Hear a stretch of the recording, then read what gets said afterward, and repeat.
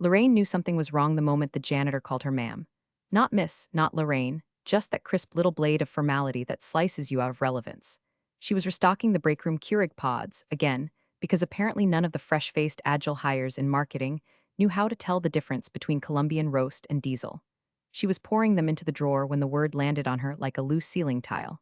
Ma'am, Langford Systems used to be a place where everyone knew your dog's name and you brought your own damn mug.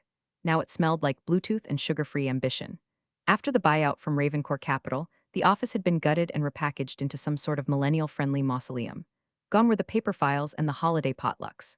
In came standing desks, motivational walls, and execs who wore sneakers that cost more than Lorraine's monthly mortgage in the 90s.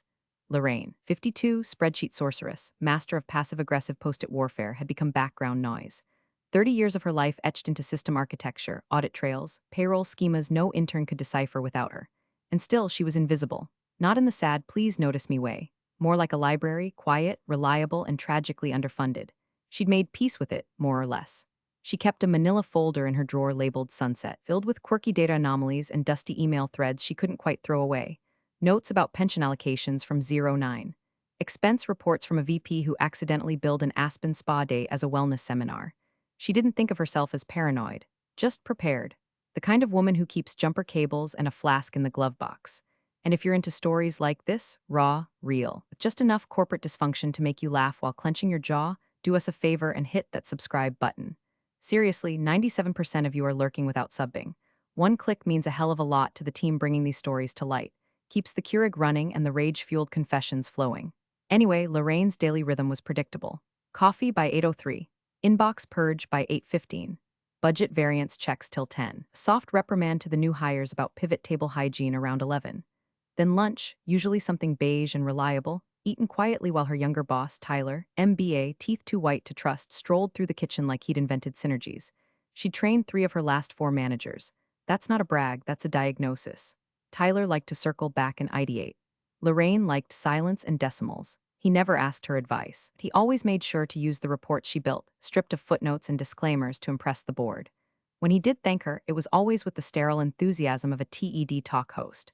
Lorraine, great alignment on those burn rates. Loved the consistency, as if she was an ergonomic chair. She didn't fight it. She wasn't there for glory. She stayed because of the people who weren't in the building anymore, the ones who had retired, who called her when a W-2 went missing or when their 401k login stopped working. She was their last link to a time when Langford meant something other than profit margins. So when she sat down that Friday and saw the subject line blinking in her inbox, internal only, financial realignment time sensitive, her stomach did a little somersault. It was 4:47 p.m. She clicked. Memo was dressed in classic HR camouflage. In light of ongoing market dynamics and with an eye toward long-term fiduciary responsibility, she scanned. Skimmed, froze, the pension fund, frozen, effective immediately. No prior warning, no meeting, just a paragraph in a bullet point sandwich. Her chair squeaked as she leaned back. The hum of the office had already faded, most of the juniors had bailed for happy hour. She looked out at the open floor plan, sterile and silent, and for a moment she felt like the last person on a spaceship drifting into a black hole. Then, from the corner of the office, Tyler's voice, bright and bubbly like a game show host. It's just cleanup, Lorraine. Nobody even checks email on weekends. She didn't respond, not yet, but something inside her did, like a locked drawer slowly sliding open. Lorraine had read a lot of corporate sludge in her time, quarterly forecasts padded with buzzwords, performance reviews so neutered they could have doubled as lullabies, but this memo? This was surgical, precision apathy. The opening line was almost poetic in how little it said. Effective immediately, Langford Systems will be undergoing fiduciary recalibration in line with Ravencore's broader capital preservation model. She read it again, then again. By the third read, her fingers twitched toward her calculator out of muscle memory, as if math might explain away the bile building in her throat. Then it hit her. All existing pension distributions are to be suspended pending final review under new financial stewardship. No date, no reassurance, no contact person, just a freeze, at 4:47 p.m. on a goddamn Friday. She blinked at the screen like it might correct itself if she stared hard enough. But no, the words stayed there, clean, cold, and utterly final, like a tombstone written in calibri. She opened her planner. No meeting on this, no briefing, nothing in the leadership Slack. Just this stealth killshot, released exactly 30 minutes before close of business, when HR was already ghosting and legal would be halfway through their airport gin. Then came the cherry on this dry corporate turd Sunday, 5 o'clock p.m. meeting Tyler's quarterly wellness sync. Lorraine considered skipping. She hated these little theater pieces, but she walked in anyway because instinct told her that silence now would be complicity. The conference room smelled like lemon sanitizer and deceit. Tyler stood at the head of the table in his startup casual vest, practically vibrating with smugness. The other managers nodded along while pretending not to read their phones. Someone laughed too loud at a wellness slide showing yoga poses on beanbags. And then Tyler dropped it. Look, folks, I know today's update probably caught a few of you by surprise, but it's just cleanup, Lorraine. Nobody even checks email on weekends. Her name, tossed out like a dog treat. She didn't blink, didn't flinch, just stared at him as the bile in her throat went acid hot. Cleanup, he said, as if decades of savings could be bleached out like coffee stains on a quarterly balance sheet. As if real people weren't out there, opening their mailboxes Monday morning expecting checks that wouldn't come. She could already see the fallout. The retired maintenance tech in Dayton who called her every year just to confirm his tax forms were right. The widowed receptionist in Tampa who once baked Lorraine cookies after she helped fix her pension deposit. All of them trusting, aging, unseen, now cut off with a memo and a smirk. Lorraine opened her notebook. She wrote nothing, just tapped the pen against the page and let her face go perfectly blank. That was the moment she knew. This wasn't temporary. This wasn't a mistake. It was intentional. They buried the grenade at 4:47, knowing no one would lift the rug until Monday. And Tyler, grinning like a man who thinks ethics are a subscription add-on, had just lit the fuse. Lorraine didn't speak, but something deep inside her cracked sideways. Not loud, not visible, but irreversible. By 8:10 a.m. Monday, Lorraine had already sent 3 emails, each more polite than the last, to HR, legal, and something called Finance Transition Ops, which sounded like a shell company inside a Bond villain's tax folder. Her subject line was clinical, clarification on pension disbursement interruption.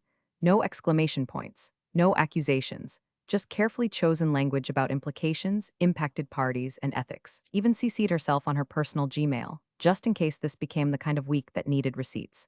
At 9:02 a.m., she got her first reply from HR. Thanks for reaching out, Lorraine. We understand this change may come with questions. We encourage all team members to lean into the transition with curiosity and grace. Remember, change is the only constant. Curiosity and grace? Was this a pension freeze or a TED talk? Lorraine read it 3 times just to be sure she wasn't hallucinating. Her left eyelid twitched. She looked at the signature, Haley, Director of People and Culture. A woman who once asked Lorraine what a deductible was during open enrollment. At 9:46, legal replied, or rather, they forwarded her concern to a general inbox and added a single sentence. This matter is under executive review and outside standard employee governance scope. Translation, shut up and back away slowly. By 10:15, Lorraine was leaning against the copy room wall, hands shaking, knuckles white around a manila folder she hadn't realized she'd brought with her. The hallway echoed with laughter, someone from sales celebrating a new client. The building carried on like normal while somewhere, a retired janitor in Cleveland would be getting ready to pick up heart meds with a pension check that wasn't coming. She marched back to her desk. Her inbox was now a polite graveyard of non-answers. No acknowledgement of retirees, no acknowledgement of risk, not a single "we understand this is difficult," just jargon vacuum-sealed in HR latex. Then came the worst one. A Teams ping from Tyler. Hey, saw you had some cuticus about the freeze. All good. Just remember, you're not technically a stakeholder in exec matters anymore. I don't want you stressing over stuff above your pay grade. Smiling face with smiling eyes. Smiley face. Smiley fucking face. Lorraine stared at it so long her screen dimmed. Then she stood, walked quietly into the private phone booth pod they'd installed last quarter to make the office more agile. She shut the glass door, sat down, and opened a blank resignation email. Her fingers moved automatically. 30 years of loyalty compressed into 2 paragraphs. She wrote it like a farewell letter to a company that had already ghosted her. No bitterness, just clean lines and exit dates. She even offered to onboard her replacement. When she finished, she stared at the screen. Her finger hovered over the mouse. Send. It would be so easy. Walk away. Let the vultures gnaw the bones of Langford Systems while she retreated into some half-retired version of herself. Start volunteering. Grow tomatoes. Open a wine bottle at noon and call it a schedule. But she didn't click, not because she was afraid, because it wasn't enough. Resigning would mean silence. It would mean she'd seen the grenade, watched it roll into the room, and just walked away. Lorraine closed the draft. No click, no fanfare, just her reflection staring back in the black screen. Face flushed, eyes wet but not from sadness, from rage, not loud, not theatrical, not even visible if you weren't looking closely. But it was there, and it was growing teeth. Tuesday night bled into Wednesday morning like a nosebleed on a white blouse, slow, steady, hard to ignore. Lorraine couldn't sleep. Every time she closed her eyes, she saw that damn smiley face from Tyler's message, bouncing behind her eyelids like a cursed screensaver. She tried all her usual tricks, chamomile tea, crossword puzzles, organizing the spice rack alphabetically, but nothing calmed the static in her skull. So at 2:12 a.m., wrapped in a faded fleece blanket and sipping flat ginger ale, she did what she hadn't done in months. She opened the archive. It wasn't some dusty vault or secret USB drive stashed behind her fridge.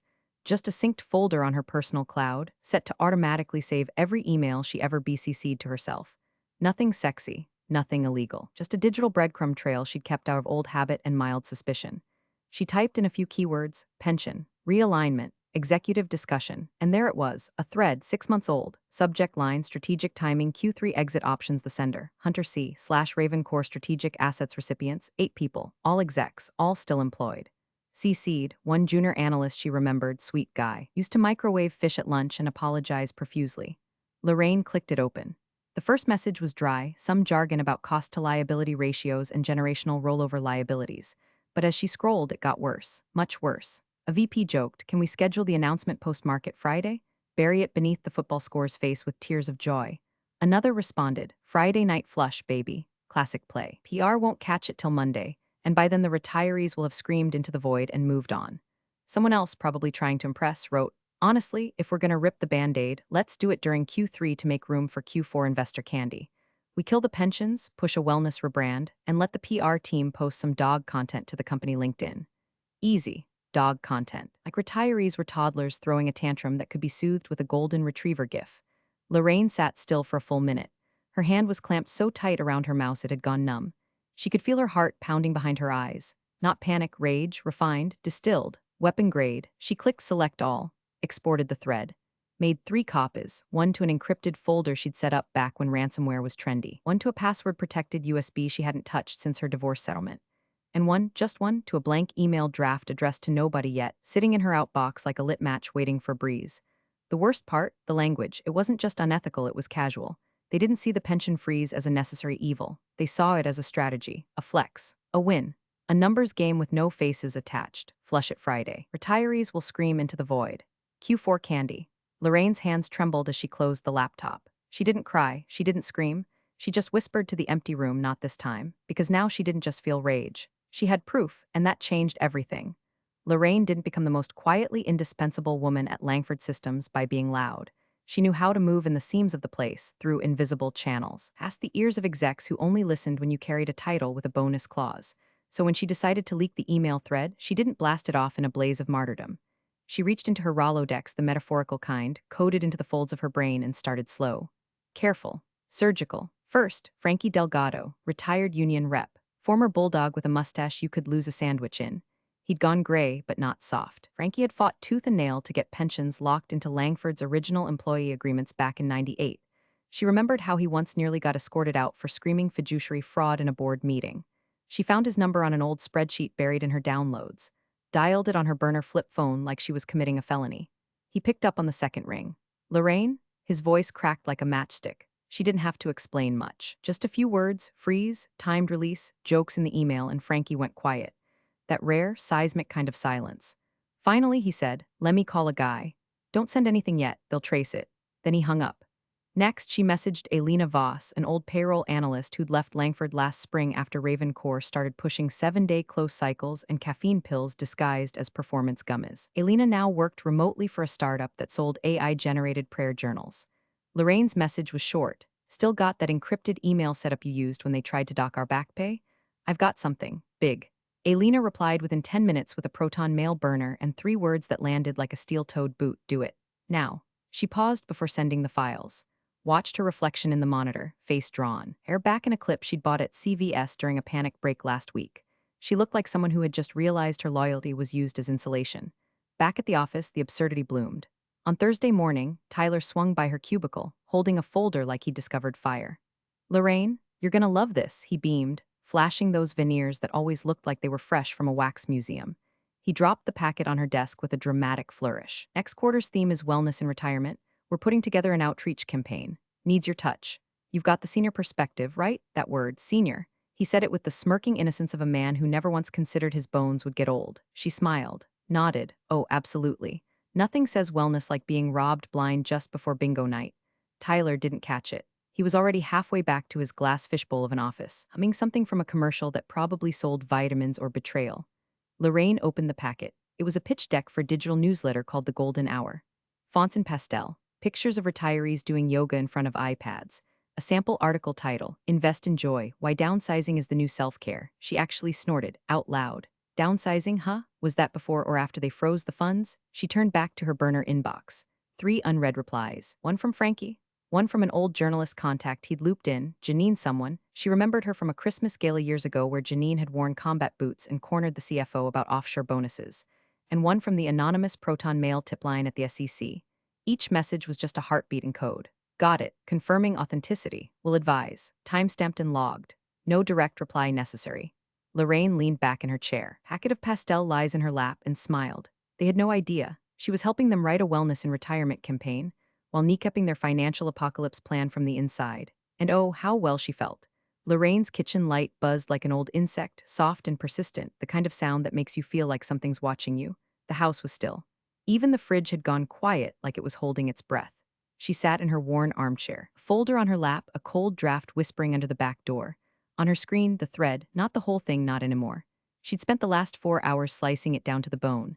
No jokes, no editorializing, no big dramatic exposé, just quotes, timestamps, subject lines, forward headers, a grotesque anatomy of betrayal presented in chronological order, like an autopsy report for morality.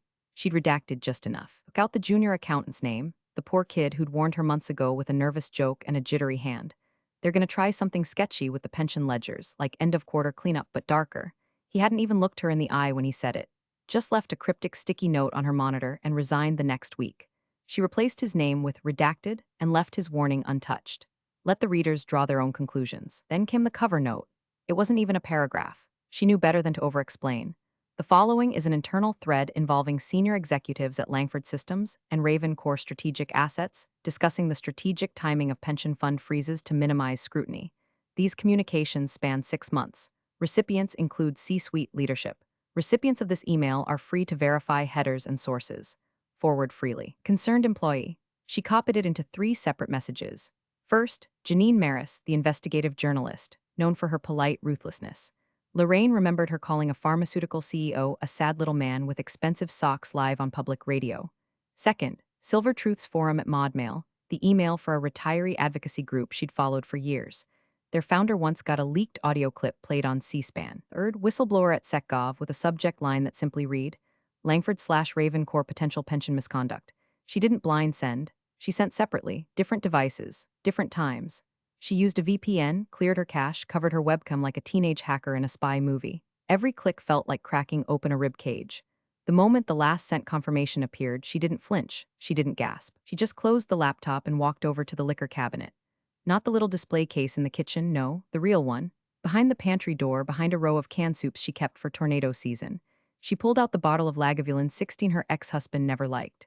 Said it tasted like burnt sticks and regret, which was exactly what she needed. 1 glass, no ice. She sat at the table, still in her office slacks, cardigan sleeves pushed up just enough to show the indentation from her watch. Outside, nothing changed. No thunder. No lightning bolt of justice splitting the sky. Just the dull hum of a tired suburb digesting another weekday. But inside her, still, focused, like the eye of a tornado she knew damn well was on its way. She didn't check her email again, didn't scroll, didn't wait. She just sipped, slow and steady, the scotch sliding down her throat like fire-fed truth. Whispered, let's see who blinks first. The glow of Lorraine's screen hit her like a backhand, cold, bright, merciless. She hadn't meant to check, not this early, not like this. But her body woke her before the sun did, dragged her from sleep like it had a job to do. She shuffled into the kitchen, still in last night's clothes, hair matted against one side of her head like she'd fought the pillow and lost. Her stomach was a brick. Her mouth, sandpaper. She only meant to peek. But when she opened her inbox, it didn't just ping, it detonated. 29 unread, 41, 57. Subject lines stacked like dominoes. Urgent, retiree response, please read. Do you know who leaked this? NYT front page, Langford execs under fire. Friday flush quote causes backlash. Lorraine's breath snagged somewhere between her throat and ribs. Her heart started to thud, sharp and uneven, like someone was knocking from the inside. She clicked one, just one, from Janine the journalist. It's blowing up. NYT went with it.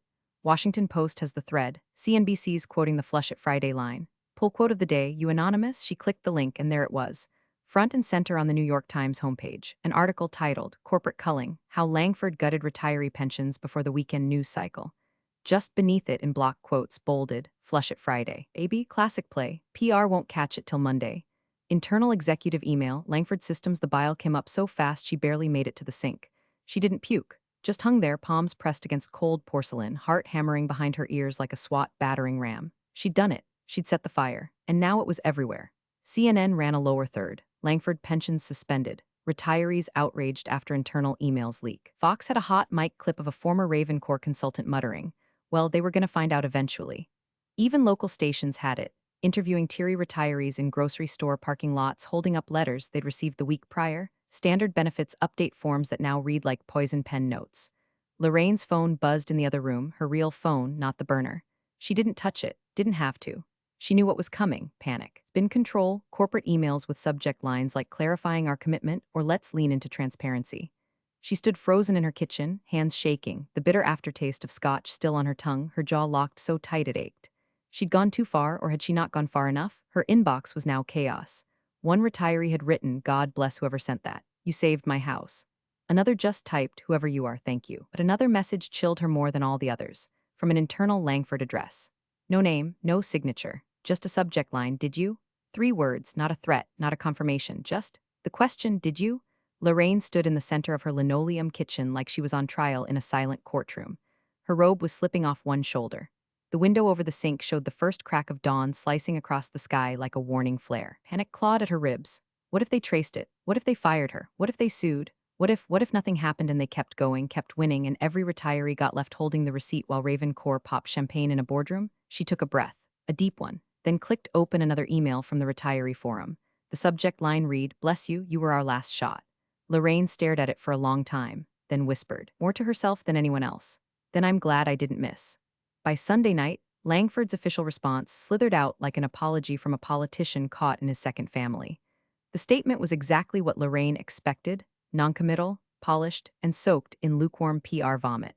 We are aware of recent media coverage surrounding internal communications regarding pension restructuring. Langford Systems and its partners at Raven Corps Capital are committed to transparency, integrity, and the well-being of all stakeholders as we move through this evolving chapter. Evolving chapter. Like they were writing a Gotham Beach novel instead of detonating the financial security of hundreds of retirees. But the retirees weren't buying it. They didn't wait for permission. They mobilized. Within hours, the Silver Truths forum exploded into action. A retiree in Michigan posted a full script for call-in protests. Another in Arizona linked a Zoom call where dozens read the Friday flush email aloud on loop and streamed it live to LinkedIn under the tag #FlushLangford.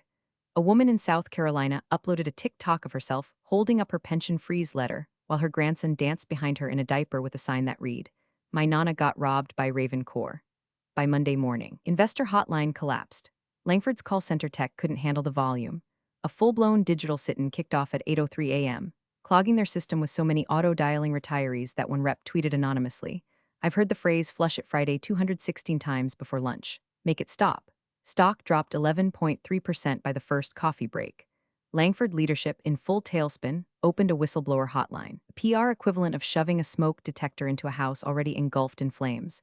They offered amnesty for transparency to any employee who stepped forward. Lorraine watched it all unfold in real time. She didn't gloat, didn't posture. She just dressed like it was any other Monday, gray slacks, sensible flats, cardigan the color of old oatmeal. She walked into the building at exactly 8:55 a.m., coffee in hand, badge already clipped to her hip. She passed the marketing team who had clearly been called in early. Their faces looked like toast left too long under a heat lamp. When she reached her floor, she saw him. Tyler. His hair, usually shellacked into a boy band swoop, was wilted. His dress shirt was wrinkled in a way that screamed panic ironing. He was on the phone, pacing, voice just a little too loud. I don't know who sent it, okay. I just know the phrase flush it Friday is on a Gotham coffee mug someone's selling on Etsy right now. Lorraine made eye contact with him exactly once. He looked away faster than a guilty dog. She didn't stop, just nodded faintly and slid into her cubicle like it was any other day. Opened her drawer, pulled out a crossword, filed a PTO request online for Friday. Subject, Personal Wellness Day. Reason, to reflect on corporate integrity and its mysteries. By 9:30 a.m., someone had taped a copy of the NYT article to the fridge. By 10:15, legal was camped out in HR like cockroaches after a flood. Lorraine didn't blink, she sharpened her pencil. Filled in 5 down to expose often anonymously. 7 letters answer, whistle. And for the first time in weeks, her coffee didn't taste bitter. It tasted like justice. They summoned her like royalty calls for the executioner, polite, perfumed, and already knowing the blood's on their own hands. The email was euphemistic to the point of insult. Lorraine, the board would appreciate your presence at an informal transparency briefing to discuss the events of the past week. No time for questions. Just a room, a slot on the calendar, an unspoken dare. She wore navy. The same blazer she'd worn to her mother's funeral and her divorce mediation. A garment soaked in dignity, silence, and just enough starch to remind the world you can't be bent unless you allow it. The boardroom was glass and steel and hollow noise. A dozen faces that smiled without smiling, legal advisors, PR vultures, and the newly reanimated corpse of the CFO who hadn't spoken to her in years. At the head sat Meredith Langford, the founder's daughter turned executive chairwoman, skin pulled tight like a drum stretched over unresolved guilt. Lorraine, Meredith began, voice dipped in velvet and veiled suspicion, we appreciate you coming in. These past few days have, obviously, caused disruption. Lorraine nodded once, I've noticed. One of the compliance officers leaned forward, hands folded like origami. We'd like to understand how internal documents, particularly sensitive financial communications, may have become vulnerable. Like ethics were a spreadsheet cell that accidentally spilled its formula. It didn't say leak, didn't say you, but she saw it in their eyes, like they were waiting for a confession to fall out of her mouth and relieve them of having to fake surprise. Lorraine kept her hands folded in her lap, calm, dry. If you're asking if I saw the documents in question, the answer is yes. Months ago, a beat of silence. Another board member, some regional strategy lead with a necktie that looked like it cost more than Lorraine's car, cleared his throat. You didn't feel it necessary to escalate? She tilted her head slightly, the way a hawk might before deciding where to tear first. I did, to HR, to legal. Got told I wasn't a stakeholder, that I should embrace change with curiosity and grace. She turned to Meredith, locked eyes. Maybe next time don't schedule ethical collapse at close of business Friday. Makes it a little hard to file a concern when everyone's already at their lake house. You could have dropped a pin on a mouse's sneeze and heard it hit the floor. Meredith blinked twice but said nothing. Lorraine stood, I assume this concludes the transparency. No one stopped her. No reprimand, no security escort, just silence, the heavy, terrified kind that follows a bomb they haven't figured out how to explain yet. She walked out steady, through reception, down the elevator, out into sunlight that somehow felt warmer than usual. By Wednesday, the open letter dropped, posted on every retiree forum, emailed to every major news outlet, read aloud during a live stream that peaked at 112,000 viewers. Written by Frankie Delgado. We may never know who inside Langford had the courage to speak when silence was easier. But whoever you are, you saved lives. You reminded them that we existed, that we still mattered. And to us, you'll always be the quiet voice that said, not this time. Lorraine read it in her kitchen, eating scrambled eggs and watching her coffee steam curl into the sunlight. She didn't cry. She didn't smile. She just whispered, good. Then folded the letter and finished her crossword. Appreciate you sticking around, you legends of the break room. Subscribe for more chaos. Let's make your old managers spill their coffee in fear.